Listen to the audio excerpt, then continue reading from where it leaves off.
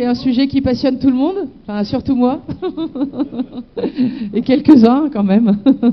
Aymeric, on est quand même tous des passionnés d'aéronautique et du coup il faut aussi que certains sujets comme l'assurance soient traités. Donc je vais faire un petit tour de table. Aujourd'hui seront avec nous, donc vas-y, prenez le micro, vous vous présentez rapidement s'il vous plaît, comme ça c'est fait. Claude, prends un micro. Allô. Oui, bonjour, Patrick Pipard, je suis instructeur, pilote ULM multi-axe, breveté en planeur, en d'autres temps pilote avion, et j'agis en qualité d'expert pour les assurances auprès de cabinets indépendants, dont les différentes assurances sont les clients. Et justement pour vous éclairer en complément des assureurs sur notre mission, notre rôle et comment on intervient, et que des fois on peut pas être très agréable dans ce qu'on constate et dans ce qu'on vous explique. Merci Patrick. Claude. Bonjour tout le monde, Claude Cordel, je suis un pilote en Champagne, pilote pendulaire, pilote autogire, pilote 3 axes, pilote hélico de façon brève. Ah bon, oui. Et puis, donc, mon métier, c'était l'assurance. Donc, j'étais agent général d'assurance à Reims. Et du coup, j'ai mis mon expérience au service de la fédération pour coordonner le programme d'assurance des licenciés. Voilà, donc, depuis 20 ans, je côtoie la fédération et la direction de la fédération pour le sujet assurance. Voilà. Et maintenant, comme je commence à prendre un peu d'âge, j'ai repris un petit jeune avec moi qui va prendre le relais. Voilà, et je te passe le micro. Oui, merci Claude. Bon, je m'appelle Philippe François du club de Chamblay.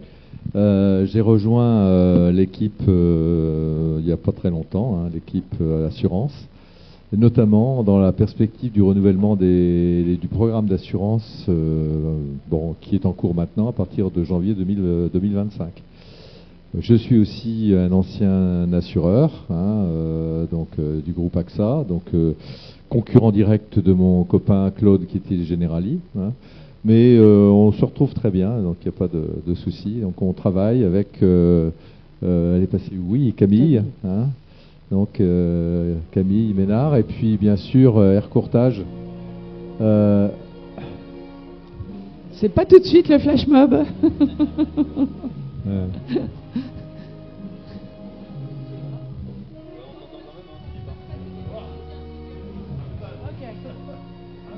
Alors c'est le jingle, voilà. C'est la première fois qu'on a un jingle dans une conférence d'assurance. Ça dure longtemps ou pas? Non? C'est comme à Champs-Élysées pour ceux qui ont connu. Ah voilà, ça y est. Donc maintenant, Camille, s'il te plaît, je te laisse te présenter. Oui, voilà le jingle pour mon entrée. Merci.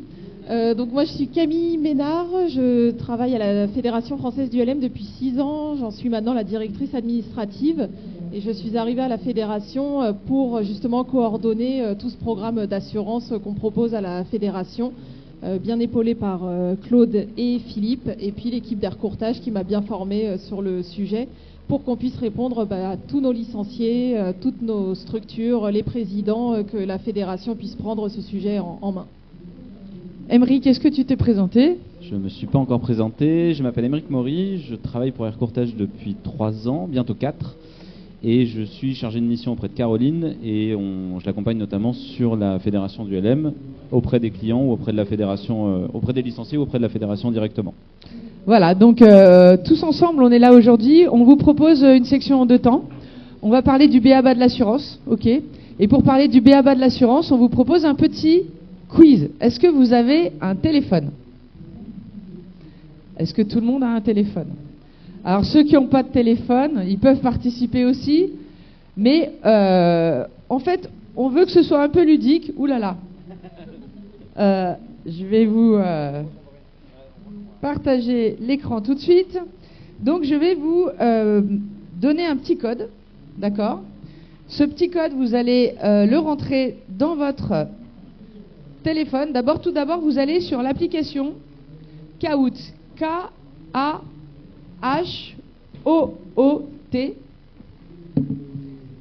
Donc, Kilo Alpha Hotel Oscar Oscar Tango.it. Ou alors, vous pouvez aussi donc prendre le QR code qui est là. Voilà. Ça va se... Est-ce que vous avez trouvé Kahoot? On peut intervenir en salle pour vous aider pendant que la technique nous fait un réglage d'image. Et on va le faire en mode ludique. Vous y arrivez? Yes, c'est super. Alors, je vous donne le code. Alors, le code, pour ceux qui ont déjà pu se connecter, c'est 285 241. Je répète, 285 241. Et au fur et à mesure, nous allons pouvoir... Vous avez un petit prénom, un pseudo, vous n'êtes pas obligé de mettre votre vrai nom, hein, vous pouvez être là de manière anonyme. Les résultats ne seront pas publics. Ça mouline. Donc ça y est, on vient d'avoir arrivé Nono61, Marfi, JF, Jonqui, Bernard, Phil, Bernard. Donc est-ce que certaines personnes ont des soucis pour se connecter? Dites-nous. Je sens qu'à la technique, tout va bien, on va réussir à se coordonner. Sinon, il va falloir que je fasse Dorothée. Tout le monde... Morgane, c'est bon? Vous avez pu vous connecter? Vous n'avez pas de téléphone? Bon, on fera le levage à la main. C'est tout bon? C'est tout bon? Voilà. On va faire ça un petit peu en mode... on essaie de rendre ça un petit peu plus léger. L'image est vraiment pas bonne. J'ai pas mes lunettes, mais même je pense que c'est pas... Ah, mince alors. Alors, ce qui... Et il faut que le son soit bon aussi. C'est bon le son? Très bien. Alors, merci. Il y a Rémi Safari qui vient d'arriver. Il y a Zoul, Fly Aero, Mick. Donc, nous sommes déjà quelques-uns à être inscrits sur le jeu. Est-ce qu'on va y arriver? ULM, Syntex, Gadget. Tout le monde a des prénoms qui ne sont pas dans le calendrier. Hein. Donc voilà, on va refaire un calendrier du MULM avec l'ensemble des participants. Alors, on est un petit peu mal barré là avec normalement vous devriez voir arriver vos noms, mais moi je les vois. Jean-Marc, bonjour Jean-Marc. Donc voilà. Est-ce que tout le monde arrive à se connecter? Ouais, sinon on va lancer. Qu'est-ce que vous nous dites à la technique là? Ok, donc je vais lancer l'image. Bonjour Nicolas. J'attends. Est-ce que les personnes qui ont besoin d'assistance ou ne sont pas encore connectées peuvent lever la main? Le code PIN, c'est le 285 241. Ah oui. Ça y est, normalement ça doit... Donc, bonjour Morgane. Donc nous sommes déjà 1, 2, 3, 4, 5, 6, 7, 8, oui on est nombreux, je ne vais pas compter. Bonjour Eva, 92. On est bien? On va y arriver? Comment? Si je lance le jeu maintenant, vous voulez que je fasse quoi? Partage d'écran? Vous voulez que je fasse quoi? Parce que normalement, je lance. Allez, on lance le jeu. C'est la première... On a encore une personne qui s'inscrit et on lance l'image. Vas-y, fais dupliquer.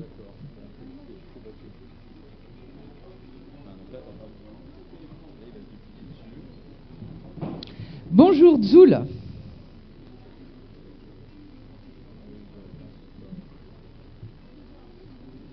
Voilà, c'est bon. Non, c'est pas nous ça.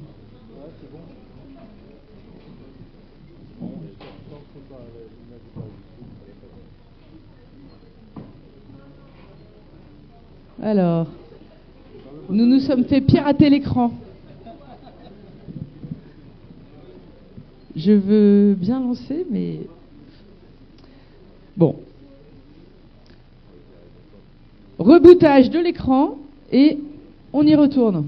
Ce serait quand même bien parce qu'on a travaillé, on a préparé un quiz, on a préparé des images.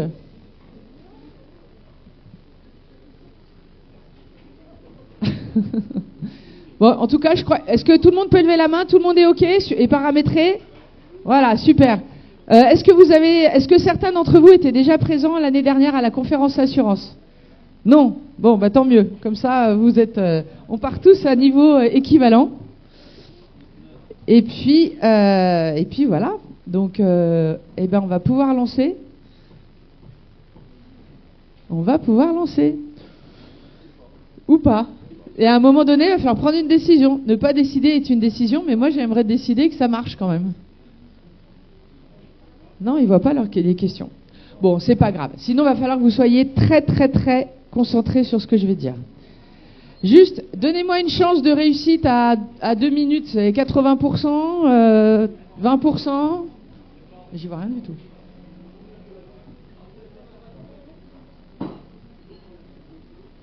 Ah mince alors. Bon. Qu'est-ce qu'on peut faire? Je réfléchis. Il n'y a pas de plan B. On va commencer comme ça. On les vire. Qui c'est qui a dit ça?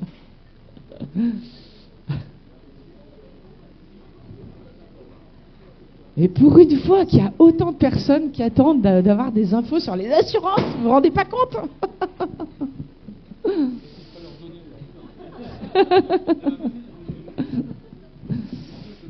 Bon, eh ben, je crois qu'en attendant, on va commencer. Désolé, impossible d'accéder à cette page. Bon, écoutez, on va faire autrement. Je lance le jeu. Ah, le plan B? Ok, bon, eh ben, on va commencer sans la télé, d'accord? Je lance le jeu. Vous écoutez. Alors, c'est parti. C'est lancé. Vous entendez pas, mais là, il y a un bruit tonnerre. Mondial de l'ULM, question numéro 1. Vous avez des couleurs sur votre téléphone. Vous en avez 4. On va commencer par un sondage. Vous avez le droit de répondre par plusieurs réponses. La question, elle est simple, c'est qui êtes-vous? Rouge, dirigeant de club. Jaune, pilote uniquement. Bleu, visiteur intéressé. Vert, instructeur. Rouge, dirigeant de club. Jaune, pilote de club. Bleu, visiteur. Vert, instructeur. Boum, là vous n'entendez pas, il y a le gong final. Vous êtes censés avoir tous répondu. Et vous êtes donc 7 personnes, 44% d'entre vous qui êtes des visiteurs intéressés ou autres. Vous êtes 44% d'entre vous des pilotes, ok? Vous êtes 25% d'entre vous des dirigeants de club et 19% des instructeurs. Ça, c'était pour vous familiariser avec l'outil. Vous avez compris? Ok? Tout le monde fonctionne? Allez, c'est parti, on commence les questions et on rentre dans le vif du sujet. Alors, l'assurance RC, ça sert à quoi? En rouge, à payer les dommages que l'on se cause à soi et à ses proches. En jaune, à payer les dommages que l'on cause à des tiers. Bleu, à rien. Vert, je n'en sais strictement rien. Donc, rouge, à payer les dommages que l'on se cause à soi et à ses proches. Jaune, à payer les dommages que l'on cause à des tiers.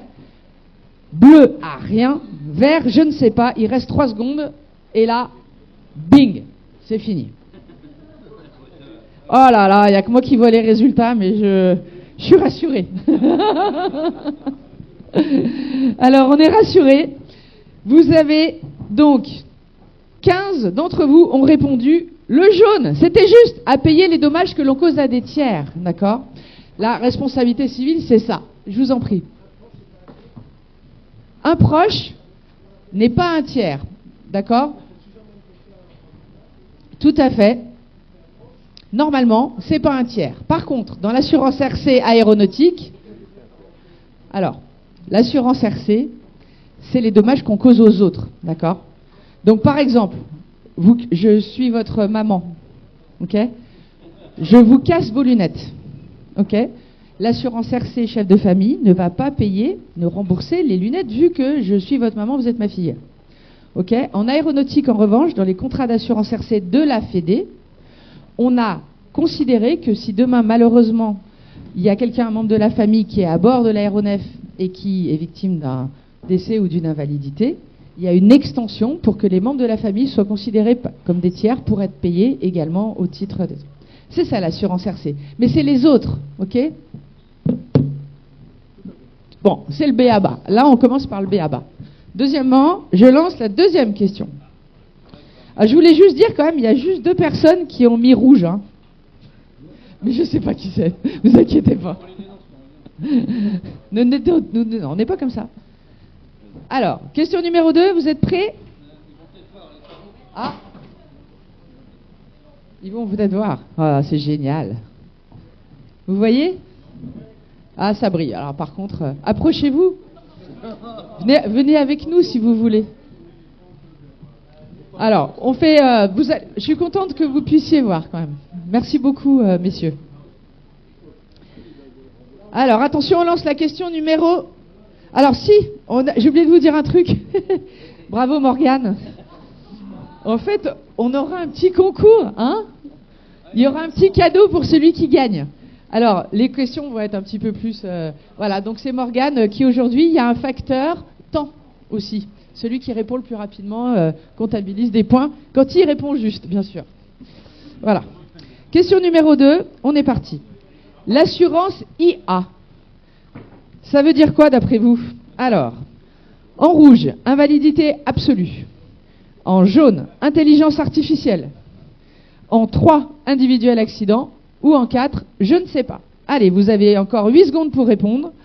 C'est quoi l'assurance IA? Alors, rouge, invalidité absolue. Jaune, intelligence artificielle. Bleu, individuel accident. Vert, je ne sais pas. Et là, vous êtes super fort. Vous avez 100% de réponse. Et effectivement, c'est l'individuel accident. Alors, une individuel accident, ce n'est pas une assurance pour les autres, d'accord? C'est une assurance pour celui qui l'a souscrit, soit pour soi, soit pour son passager. Dans le cadre de la fédération, les 2 formules existent. Donc, bravo. Qui est-ce qui a répondu? Ah, Nicolas. Bravo Nicolas, vous avez été le premier à répondre juste. Donc, vous avez gagné 4 places. Alors, on est parti pour la question suivante. L'assurance IA, ça sert à quoi? Alors, ça sert à quoi? En rouge, à rembourser des frais médicaux ou hospitalisation.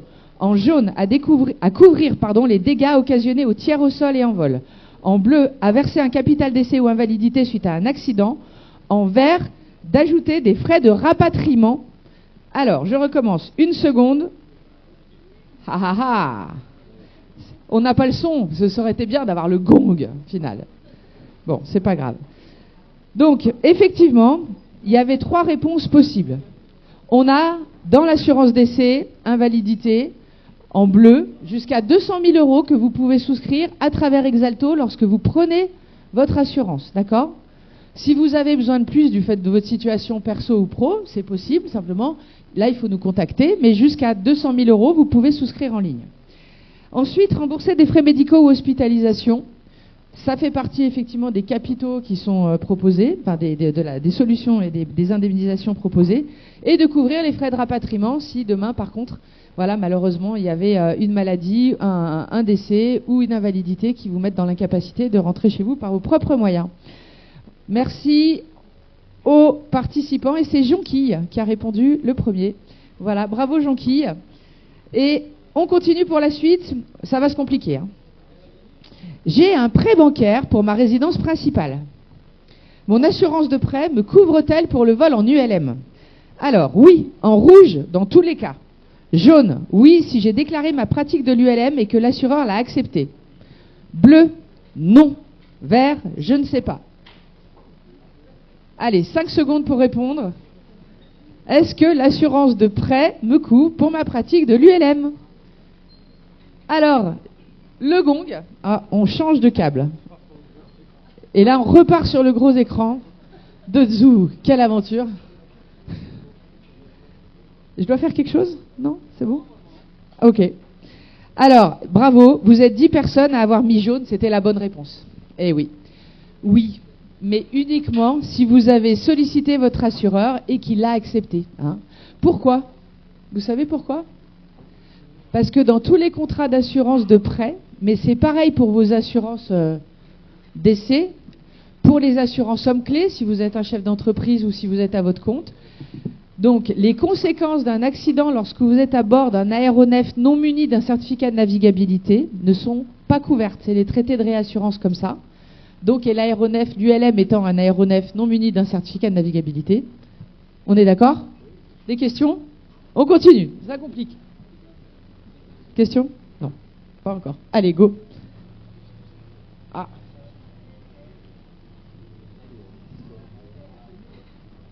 Ah, génial. On peut éteindre la lumière? Il est là. Voilà, super, merci beaucoup. Allez, on est bien.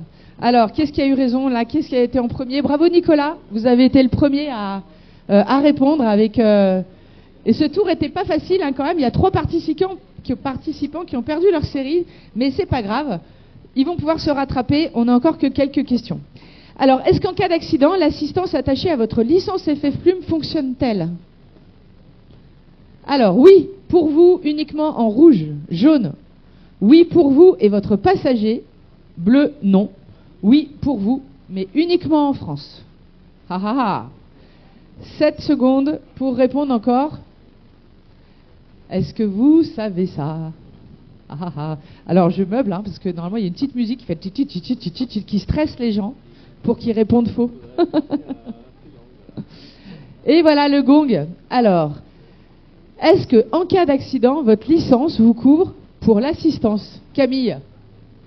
Allez. Eh ben, réponse jaune, oui pour nous et notre passager. Et oui. Et combien de fois par an on l'active, cette garantie? Oh, une petite quinzaine de fois quand même. Facilement, je pense d'accord. Facilement, ouais. L'assistance rapatriement aujourd'hui, c'est HDI dans le nouveau programme d'assurance qui est l'Assister. Donc c'est le numéro de téléphone que vous avez sur votre confirmation de licence et assurance. Gardez-la bien parce que si vous en avez besoin, c'est ce numéro qui vous permettra de déclencher toutes les opérations d'assistance. Voilà, et on va poursuivre en duo. Donc quand vous êtes connecté à votre espace licencié, vous avez un onglet qui s'appelle Licence et vous pouvez télécharger votre licence à cet endroit et vous aurez le numéro de téléphone. Donc c'est téléphone assistance rapatriement. Et donc c'est le numéro d'HDI s'il y avait un souci. Et comme précisé là dans les questions, on pourrait croire que c'est uniquement en France, mais ça n'est pas le cas. Tout à fait. Donc c'était un piège, mais vous n'êtes pas tombé dedans, et enfin du moins pratiquement. Et bravo. Alors qui est-ce qui a marqué là, qui a scoré? C'est Dizoul. Bravo, bravo Dizoul. Donc 5 places de gagné. Aussi on a un classement qui commence à s'affiner. Alors. J'ai un litige sur ma plateforme ULM, j'ai un litige avec le propriétaire du hangar, avec la protection juridique de la fédération. Est-ce que je bénéficie de renseignements juridiques en rouge, jaune d'une gestion amiable, bleu de la prise en charge des frais d'avocat et d'experts, vert des 3?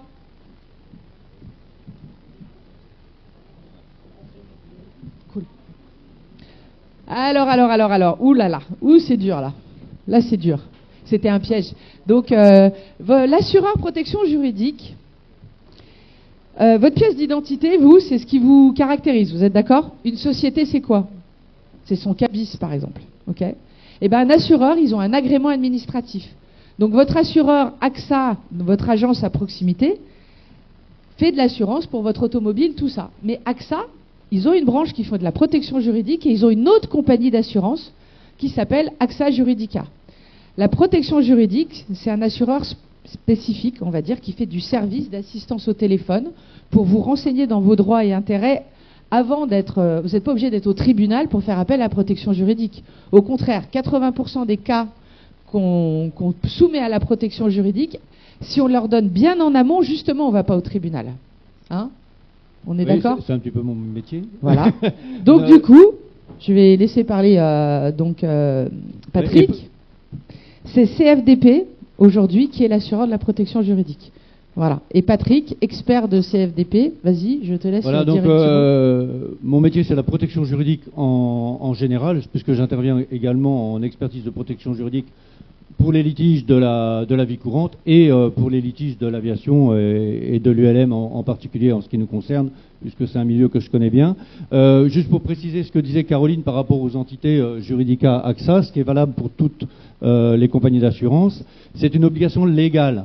C'est-à-dire que l'entité de protection juridique d'une assurance, elle doit être vraiment distincte légalement de la structure principale. Ce qui fait qu'il est possible, dans certains litiges, d'actionner votre protection juridique si vous contestez, pour reprendre l'exemple d'AXA, si vous contestez une indemnisation suite à une casse de votre machine, vous estimez que l'expertise n'est pas juste, que le montant ne vous convient pas ou que les circonstances ont été mal analysées, vous pouvez avoir recours à la protection juridique rattachée à votre licence fédérale et avoir le bénéfice d'un expert qui vous défendra sous réserve que ce que vous alléguez est conforme. C'est-à-dire que vous avez affaire à un expert indépendant dont la première mission demandée par l'assureur, c'est déjà vérifier la réalité du dommage.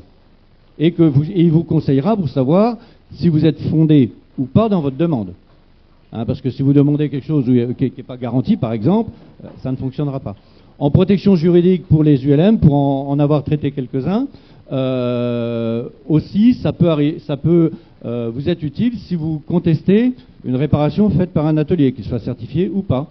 Je vous rappelle qu'un atelier de maintenance, quel qu'il soit, il a une obligation de résultat au même titre que votre mécanicien automobile quand vous lui confiez votre voiture. C'est de la responsabilité de droit commun. Voilà, à peu près le panneau de la protection juridique. Oui.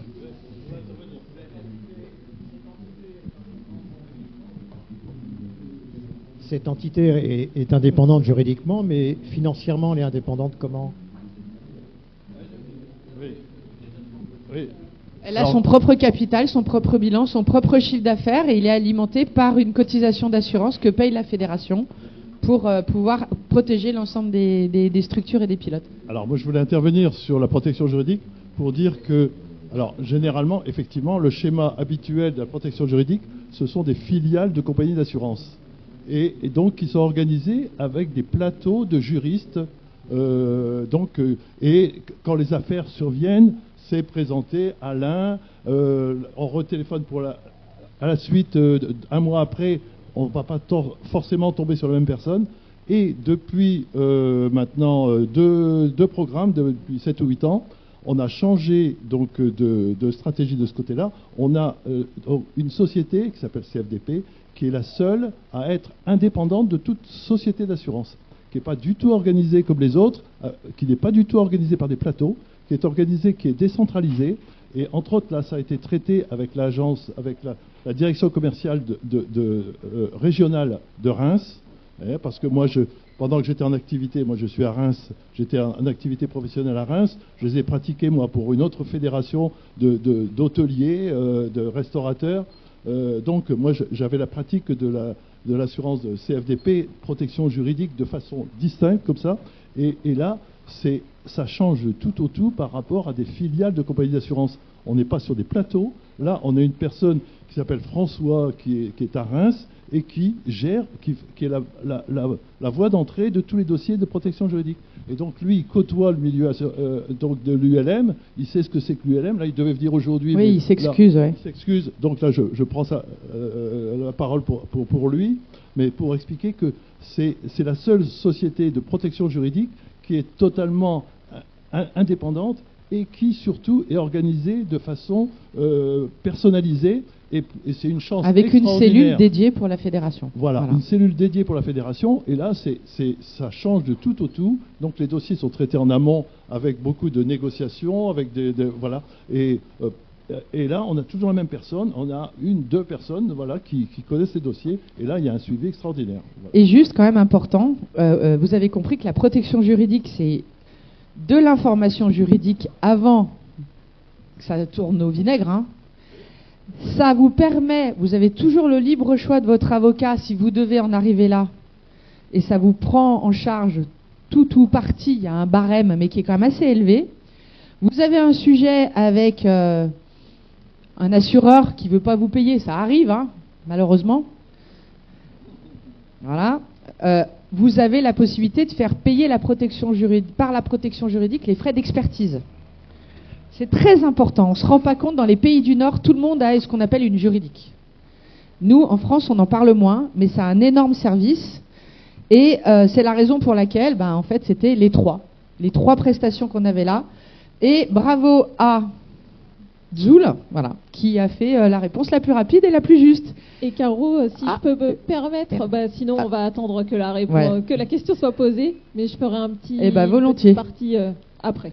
Alors là, on passe sur la question. J'ai souscrit une assurance casse au sol. Je suis assuré si ma machine brûle dans le hangar. Vrai ou faux? Vrai en bleu, rouge en faux. Faux en rouge. J'ai souscrit une assurance casse au sol. La machine brûle dans le hangar. Est-ce que je suis assuré ou pas? Oui, bravo. Bravo. Ouf. Non, mais on a des vrais enjeux de communication et d'apprendre et d'éduquer effectivement les personnes là-dessus. Bien sûr que oui, l'assurance casse au sol, ça veut dire quoi? Au sol. Donc si ça brûle, s'il y a un effondrement du bâtiment dans le hangar, si on a les baramines, des vandalismes qui rentrent, des gens qui rentrent avec une intention de nuire, qui vous détruisent les machines ou qui éclatent les verrières comme on a déjà eu, l'assurance casse au sol, ça coûte pas cher, ça coûte 0,90% à peu près de la valeur, 97, un peu moins de 1%. Prenez-la, d'accord? Vous savez pas comment le propriétaire du hangar il couvre l'intérieur si ça brûle. Et l'avantage, c'est qu'avec cette assurance, en plus, si votre machine, vous baladez, l'assurance, elle est attachée à la machine, donc elle suit la machine. Demain, vous êtes sur un terrain, il y a un coup de vent, la machine, elle part, elle est couverte, d'accord? Petite question? Oui, je voulais compléter ce que tu dis, Caroline, par les sujets d'actualité. C'est que en cas de tempête, d'ouragan, de grêle, de catastrophe naturelle, tous ces événements-là, qui deviennent malheureusement très fréquents, sont couverts par l'assurance casse au sol. C'est très important. Est-ce que vous avez des questions sur ce sujet-là? Est-ce que c'est bien? Vous avez quand même principalement répondu oui. Donc, qui est-ce qui a remporté sur cette question? Donc, Dizoul, 4832. Bravo Dizoul. Oui. Ah oui, alors, vas-y, retour sur la PJ. On retourne sur la protection juridique. C'est juste pour un petit rappel ou une découverte, pour tout le monde, mais en tant que licencié, vous pouvez donc contacter la fédération si vous avez un souci d'ordre juridique. C'est réception auprès de la fédération et nous, on transfère directement à l'assureur en protection juridique. Donc, n'attendez pas si vous avez un souci que les choses s'enveniment, parce que comme on le disait, il y a beaucoup de résolutions à l'amiable. Donc, il faut vraiment vous envoyer un email avec toutes les pièces dont vous disposez à la fédération. Et nous, comme ça, on peut le transférer le plus tôt possible pour que tout soit bien traité, en sachant que la protection juridique, tout comme l'assistance rapatriement, sont incluses dans votre licence FF Plume. Voilà. Merci beaucoup, Camille. Allez, on continue. Ah, pardon, mince. Ah, alors, on la prend après, parce que quand c'est parti, c'est parti. Je suis assuré en casse au sol, encore. Je suis assuré si je casse ma machine au décollage. Voilà, ça c'est facile, c'était l'histoire de voir si tout le monde suivait. Donc bleu, vrai, rouge, faux. Donc normalement, si vous n'êtes pas endormi sur cette partie du discours, eh bien tout le monde devrait avoir juste. Voilà, comme le mot l'indique, je suis au sol. Je suis assuré, bien sûr que non, effectivement. Si je suis moteur en mouvement, je suis au roulage, je décolle, j'atterris, je suis en vol, bien sûr que non. Donc voilà, bravo. Là, vous avez dû tous, toujours Dizoul, Dizoul, Nono et Nicolas, là, ils sont à fond. Mince, du coup, j'ai loupé la question. Ah non, mais il faut m'arrêter là, Camille, accroche-moi. J'ai souscrit une assurance casse au sol et en vol. Dans quel cas suis-je assuré? Alors, la casse au sol et en vol, en rouge, en cas d'incendie ou vandalisme dans le hangar. Jaune, en cas d'accident au roulage. Bleu, en cas d'accident à l'atterrissage. Le vert, les trois. J'ai souscrit une assurance casse au sol et en vol. Dans quel cas suis-je assuré? Allez. Ouh. Bravo, bravo. C'est bien. On a effectivement, dans tous les cas, l'assurance casse au sol et en vol, c'est une assurance casse au sol, comme l'autre. Et en plus, elle couvre les risques en évolution. Excusez-moi, comme ça on peut prendre votre question. Ah bon? Ah, cool. On avait... c'est cool. Allez, on continue. Bravo à toujours Dizoul, Nicolas, Morgane. Morgane, faudrait... Normalement, tu devrais pas participer, toi.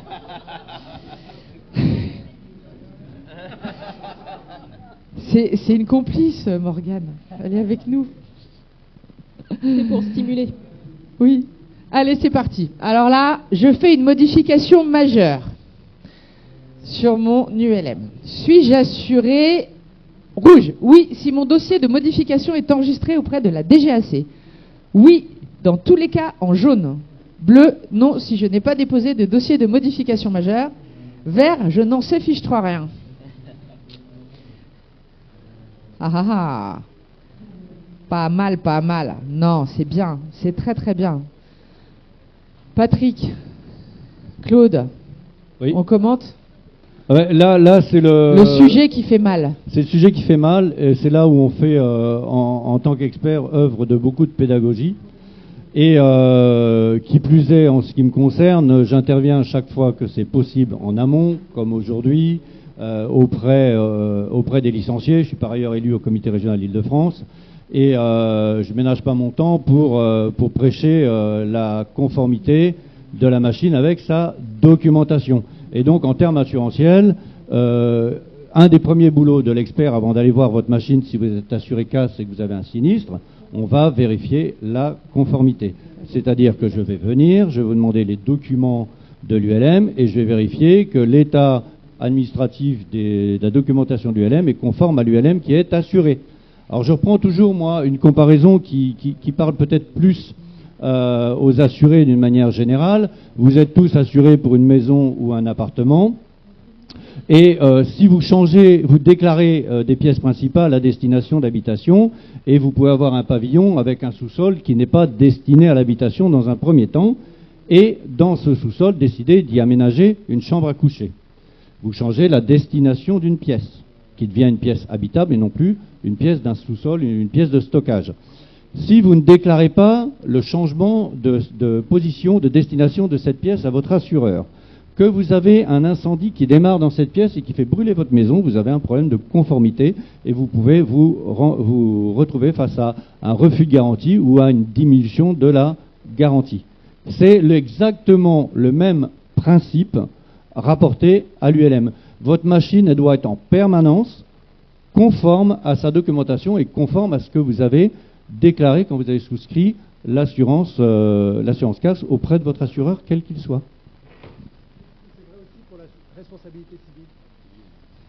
Alors, responsabilité civile, c'est les dommages qu'on cause à des tiers. Et on est dans un pays, Code Napoléon, il y a un droit de sauvegarde des victimes. Voilà. Okay. C'est-à-dire que l'assureur ne peut jamais opposer vous êtes bourré, j'ai n'importe quoi. Vous avez malheureusement de l'alcool dans le sang, vous n'avez pas à votre aptitude au vol, l'assureur va être condamné à payer, il va payer. Par contre, potentiellement, il peut se retourner contre vos ayants droit si vous n'êtes plus là. Tu veux compléter, Patrick? Non, mais c'était ça. C'était de dire que sur la responsabilité civile, on ne peut pas opposer la faute d'un assuré à une victime. En revanche, le fait qu'il y ait une faute de l'assuré ouvre une faculté à l'assureur de se retourner contre son propre assuré. Tout à fait. Ouais. Non, alors c'est une faute de l'assuré. Après, il y a aussi le problème, c'est que là, on serait sur du litige avec un assureur. Chaque litige est traité différemment, il n'y a pas de règle de base, et le fait que l'assureur se retourne contre un assuré dépend aussi de l'opportunité que peut y avoir l'assureur de récupérer éventuellement l'indemnisation qu'il a fait aux victimes. Ce qui est, corrige-moi si je me trompe, relativement rare. Moi, personnellement, j'ai jamais vu depuis 20 ans. 25 ans. 26. On reste sur des montants d'assurance qui sont trop faibles pour permettre à un assureur d'engager une procédure qui serait excessivement lourde pour lui. Par contre, honnêtement, n'assurez pas casse si vous n'êtes pas dans les clous. Vous allez payer une prime d'assurance pour rien, parce que là, pour le coup, si votre aptitude au vol n'est pas bonne, vous n'avez pas vos modifications majeures, votre dossier, l'assureur, il va même pas transmettre le document à l'expert, il va dire on couvre pas. La DGAC est débordée. Cet été, il y avait 2 mois d'attente ou plus pour obtenir une simple signature sur un document dans lequel on est évidemment en conformité avec la déclaration. Et donc, soit on ne peut pas voler du tout parce qu'on n'a pas encore reçu l'enregistrement de la DGAC, alors qu'on remplit les conditions. J'aimerais qu'on puisse accepter le fait que quand on remplit les conditions, même si la DGAC n'a pas encore fait son travail, Non. on puisse ne pas être mis en infraction et qu'on puisse continuer à voler. Merci beaucoup. Alors, je vais répondre. Merci, monsieur je, veux- je vais répondre. Je vais pas être très gentil. On ne pourra jamais avoir une position d'assureur. Un assureur ne pourra jamais prendre une décision contraire à la loi. Quand bien même la logique est là. Non, mais quand bien même la question et la problématique est logique. Et si on en parle à des gens, des souscripteurs d'assurance, auront vraisemblablement le même avis que vous. Néanmoins, un assureur ne pourra jamais se positionner sur quelque chose qui serait contraire à la loi. Non, mais en revanche, par contre, et ça arrive souvent, le simple fait, je vous rappelle que c'est une déclaration. Il y a deux types de demandes, hein, tu vas pouvoir confirmer. Il y a ceux où on est sujet à déclaration, et quand il y a les services sont engorgés, c'est garder la preuve de votre déclaration. Okay, l'assureur, il ne pourra pas vous l'opposer. Si par contre c'était sujet à une acceptation, bah, là, ça va être plus compliqué, mais au moins vous êtes de bonne foi. Oui, Vous voyez ce que je veux dire? Et là, justement, ce que je vais compléter, du rôle de l'expert qui n'a pas toujours le vilain rôle. C'est-à-dire qu'on est, et surtout dans ce genre de dossier, on peut, du fait que l'on travaille avec les assurances et habitué de travailler avec eux, on peut tout à fait négocier pour vous avec l'assureur en disant, écoutez, là, effectivement, il y a une non-conformité, je l'écrirai tel que dans mon rapport, puisque objectivement, c'est le cas. Néanmoins, l'assuré me montre qu'il a fait les démarches et que ce n'est pas de son propre fait qu'il ne soit pas en conformité. Il a tout bien fait, la machine est safe, c'est pas en lien avec le sinistre, et là, on peut vous obtenir une garantie. C'est de la bonne foi. Vous savez, quand vous remplissez un questionnaire, il y a L113.8, L113.9, les deux. Je déclare avoir des machins. Est-ce que c'est de bonne foi ou tout ça? Et que toutes les fautes de déclaration, notamment intentionnelles, la position de l'assuré est vraiment déterminante pour pouvoir appuyer les dossiers. Au niveau de la protection juridique, si on a besoin d'aller à la protection juridique, et de temps en temps, même sans aller à la protection juridique, parce que tout de suite, l'assuré, il le dit, il est de bonne foi. Et l'assureur, tous les assureurs sont quand même pas à chercher la petite bête, heureusement. Voilà. Et dès lors qu'ils vont faire déplacer un expert, ils vont dans la grande majorité des cas, alors je ne vais pas dire à 100%, parce qu'on va toujours trouver un contre-exemple, mais s'ils déplacent un expert, ils se fient à l'avis de leur expert et aux conclusions de leur expert. Donc bravo en tout cas à Ditzoul, Nicolas, Morgane, Nono et ULM Syntex, Philippe, de son vrai nom. Allez, on va arriver bientôt aux deux dernières questions. Donc les aéronefs sous le hangar brûlent. Quelle garantie d'assurance joue? Alors, rouge, l'assurance RC fédérale attachée à la licence. 2, l'assurance multirisque professionnelle du hangar. 3, l'assurance casse de l'ULM. 4, je ne sais pas. On a mis plus longtemps là, parce qu'il faut analyser. Alors, j'ai tous les aéronefs sous le hangar qui brûlent. Quelles sont les garanties d'assurance qui sont susceptibles de fonctionner? L'assurance RC, l'assurance multirisque professionnelle du hangar, l'assurance casse de l'ULM, je ne sais pas. Eh bien, bravo, vous êtes quand même 9 personnes sur l'assurance casse, on en a parlé juste avant, vous êtes d'accord? Et l'assurance multirisque pro du hangar, si et seulement si le propriétaire, enfin celui qui a souscrit le contrat, a déclaré à son assureur au titre du contenu la présence des aéronefs et des capitaux. Est-ce qu'ils ont assuré 50 000? Est-ce qu'ils ont assuré 300 000? Est-ce qu'ils ont assuré 800 000? Donc vous avez les deux contrats d'assurance qui sont susceptibles de jouer. Voilà. Monsieur Noé.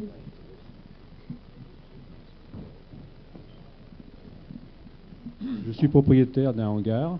J'ai des difficultés pour trouver un assureur qui accepte que je sois propriétaire du hangar pour assurer les aéronefs dans mon hangar. J'étais obligé de mettre dans mon contrat, comme quoi, avec les locataires, que je ne peux pas assurer la casse ou les dégâts des ULM éventuellement dans mon hangar. Et je soulève ce cas pour avoir une solution.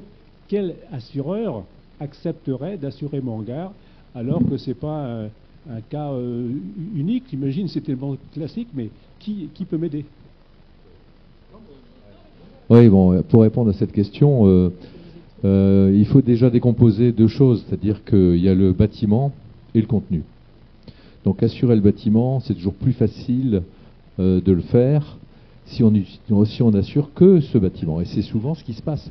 D'où l'intérêt d'ailleurs d'assurance casse au sol pour les appareils, puisque là, il y a souvent aussi un défaut d'information entre le propriétaire ou l'exploitant du hangar et les appareils qui sont entreposés. Alors, évidemment, il y a la solution la plus confortable, c'est d'assurer la totalité, c'est-à-dire le bâtiment et le contenu. Encore faut-il effectivement trouver un assureur qui accepte, mais c'est un marché qui est relativement ouvert, donc il faut consulter. Nous, aujourd'hui, on doit assurer un petit millier de hangars avec des avions à l'intérieur. Mais c'est vrai que le marché, il bouge. Des fois, il faut avoir déjà un assureur qui ait envie. Ça, c'est pas évident. Mais voilà. Ouais. C'est pas impossible, en tout cas. Oui. C'est un sujet, effectivement, qui a besoin d'être expliqué. Moi, je suis donc président d'un club. Et jusqu'ici, donc, il y avait une assurance globale du hangar et des machines à l'intérieur, souscrite par le club, et on avait des machines un peu assez équilibrées, et donc dans la cotisation au club, il y avait l'assurance donc incluse, l'assurance des casse des machines à l'intérieur. Bon, plus le temps passait, plus c'est devenu une difficulté, parce que on avait des machines très différentes. Il y avait des machines à 80 000 et puis des gars qui avaient des machines à 3 000 euros. Et le gars à 3 000 euros, il dit moi, ça m'enquiquine de payer une assurance, de contribuer à l'assurance globale, là, alors que moi, j'ai une machine, ou j'ai même pas de machine, quoi. Donc, si bien que on a... alors, moi, comme mon métier, c'était l'assurance, et puis je savais ce que ça coûtait, bon, j'ai fait participer ceux qui avaient des grosses machines, donc de façon plus importante en fonction de la valeur de la machine, on fixait en début d'année, mais les machines en cours d'année, il a vendé, il y a une machine qui arrive. En fait, le capital à fixer au global, c'est 300 000. On rentre une machine, il y a quelqu'un qui passe, il rentre une machine de 100 000, et puis ça brûle. Pour 2 jours, quelqu'un qui passe, ça brûle à ce moment-là. Bon, il bénéficie de l'assurance et ça enlève du capital à tous les autres qui ont payé, parce qu'au total, il y avait pour 300 000 de machines. Bon, si bien que on a pris le problème autrement maintenant. Le club assure le bâtiment, c'est bien lui, les biens, les tables, les chaises, les machins, enfin ce qu'on a au club, le matériel du club, mais je fais signer à chaque participant un document. J'ai connaissance que le club n'assure pas les machines intérieures et vous pouvez les assurer auprès de la casse au sol. La casse au sol, et c'est pour ça qu'on a mis ça en place au niveau de la fédération il y a 5 ou 6 ans. Et donc maintenant, là, chacun, individuellement, dit moi je l'assure, ma machine, pour 50 000. L'année d'après, il trouve qu'il ne veut plus l'assurer, et ben il ne l'assure pas. Ou il l'assure que pour 30 000, c'est son problème. C'est une sécurité. Chacun assure sa machine individuellement. Et donc il n'y a plus cette assurance collective qui pose problème. Donc au niveau des litiges, on a eu souvent ces litiges-là. Et maintenant, la solution, c'est le propriétaire de hangar. Non, il assure le hangar, les biens du club, voilà. Mais il informe par écrit, il fait signer à chacun et il sait que sa machine à l'intérieur n'est pas assurée en dommages. Et pour votre information, tu m'arrêtes, Claude, on a même des clauses, des modèles, on a une petite convention de parking. Vous faites signer aux occupants que ceux-ci s'assurent pour leur propre... Chacun n'est pas déçu sur le montant, parce qu'il connaît sa machine. L'assurance casse au sol, elle suit la machine où qu'elle aille. Et on fait une renonciation à recours entre le propriétaire de la machine, ses assureurs, et l'exploitant du hangar et ses assureurs. Comme ça, pas de problème. Voilà. Une question. Oui, sur le sujet des incendies de hangars. Oui. Est-ce que c'est vrai que s'il y a des jerrycans d'essence qui sont entreposés dans le hangar, ça peut être une faute des occupants et du coup quelque chose qui... Alors, ouais. Par exemple, aujourd'hui, ça dépend des contrats d'assurance, c'est entre 300... Generali, c'est 400 litres. Donc, on a toujours du carburant dans les hangars. Ce qui est important, c'est qu'il faut que dans le contrat de l'assurance du hangar, que vous regardiez bien l'assureur quelles sont les limitations, et que vous ne soyez pas à 3 fois la quantité, sachant qu'on peut avoir aussi du carburant dans les citernes de sécurité, là, les citernes essence maintenant, les Maol Tank et autres. C'est au total. C'est au total. Au total dans le hangar.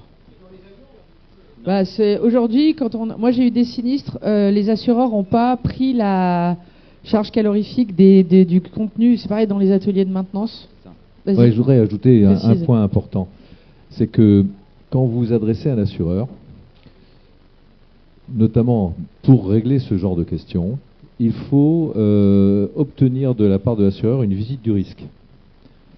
À partir du moment où l'assureur vient visiter le risque et constate la matérialité du risque, c'est-à-dire qu'il peut constater qu'il y a du carburant, que l'installation électrique est comme ceci, il vérifie tous les éléments lors de la visite de son risque. Et il faut obtenir, au-delà de ça, la clause de connaissance de risque. C'est un terme technique qui est très précis, mais qui permet ensuite pour vous d'être protégé. C'est-à-dire que l'assureur ne peut plus se prévaloir du fait qu'il ne connaissait pas le risque pour se défausser en disant mais nous ne savions pas que vous aviez telle particularité dans vos locaux. Donc la clause de connaissance de risque, c'est un élément indispensable pour régler les problèmes de litige potentiels que ça peut comporter. Voilà. Merci beaucoup. Oui, je propose, on va passer à la suite. Il faut Claude. Il y a l'autre conférence qui va commencer derrière. Il faut qu'on avance. Oui. Je voulais dire que, oui, la connaissance du risque, mais sur des risques importants. Là, sur un hangar avec 10 machines dedans, l'assureur ne va pas venir. Quoi. Ouais, là, tu as en référence Chamblay, qui est une, voilà, qui est pas à l'installation de Monsieur Tout le Monde. Voilà. Ouais. Sinon, l'assureur ne va pas venir pour un petit 800 hangar, euros quoi. de prime. Non. Et bravo à Nono61 pour sa remontée sur le podium. On a bientôt terminé. La dernière question. Non, l'avant-dernière. Avant-dernière. Alors, c'est parti. Morgane n'est pas là. À qui incombe d'assurer les bâtiments, les hangars? Alors, à qui incombe d'assurer les bâtiments hangars? En rouge, à la fédération. En jaune, aux propriétaires des bâtiments. En bleu, aux locataires. Vert, je n'en sais fichtrement rien. Ha ha ha. Alors, à qui incombe d'assurer les bâtiments ou les hangars? Bonne question. Ça, je pense que vous allez avoir tout juste. C'est pas mal. C'est pas mal, c'est pas mal. C'est simple, hein. Le propriétaire, il a une obligation d'assurance pour ce qu'on appelle la reconstruction du bâtiment et les recours des voisins et des tiers, et le locataire aussi, hein. C'est fait partie des obligations d'assurance. On en a 240 en France. Voilà, on est très très doués là-dessus. Donc bravo, c'est nickel, il n'y a pas de problème. Qui est-ce qui a répondu là? Même chose, on a un bon classement. Et dézoule 12 bonnes réponses d'affilée. Eh ouais, 12 bonnes réponses. Hein. Vous cherchez du travail? Venez travailler avec moi dans les assurances? Je sais pas qui c'est, mais c'est vous. Bravo. Ah, c'est ma fille. Allez, dernière question avant vos autres questions si vous en avez. Ma remorque se renverse pendant un virage sur l'autoroute, avec bien sûr mon ULM à l'intérieur. Quelles sont les assurances susceptibles de jouer? Alors, en rouge, alors là, aucune idée. En jaune, assurance de la remorque. En bleu, assurance RC de l'automobile. En vert, l'assurance fédérale. Ah, bonne question. Je ne sais pas si vous êtes concernés. J'espère surtout que ça ne vous arrivera jamais. Mais voilà, il y a peut-être ceux à qui c'est arrivé. Alors, bravo. Les réponses, assurance de la remorque et assurance RC de l'automobile. Question. Oui, c'est sur la question précédente. Parce que si je loue ma place de hangar, je suis locataire, on est bien d'accord? Oui. Donc vous êtes en train de me dire qu'en tant que locataire, je dois assurer le bâtiment. On parlait de l'assurance du bâtiment. Parlez pas oui. de l'assurance de... Bah oui. Le locataire du bâtiment. Bah, je suis locataire du bâtiment. Si j'ai une place dans le hangar. Non, vous êtes un occupant. D'accord. Vous êtes pour ça qu'on va plus parler de convention de parking, alors que si vous êtes locataire, on va parler de bail. Voilà, c'est un petit peu le truc juridique qui va nous permettre de savoir où on en est. Alors, juste petite précision, les remorques, on est obligé de les assurer en RC à partir de quel poids? 750, super. Donc, soit vous prenez une assurance du contenu qui va couvrir les opérations de chargement, déchargement, et si vous avez un accident caractérisé, si vous faites rentrer dedans par un camion ou je sais pas quoi. Et de même, l'assurance RC de la remorque qui devient obligatoire au-delà de 750 kg. On a quand même des gens très très très à l'affût. Donc voilà, on va mettre le podium maintenant. Qui est-ce qui gagne? Petit cadeau. Alors, nous avons Nicolas en 3e place. Alors, nous oui, avons Nicolas. Nono 61 Bravo. en 2e place. Et nous avons Didzoul en 1re place. Donc bravo à tous les trois. Donc Alors, ça oui, c'était Nicolas, bravo. Nono 61. Donc voilà. Nono 61. Les 2e et 3e. Voilà, bravo, vous avez gagné tous les deux. Toute nouvelle gourde mondiale de l'ULM. Donc félicitations. Et puis pour notre grande gagnante, vous allez pouvoir le faire dédicacer par votre voisin, c'est le manuel fédéral que vous remportez.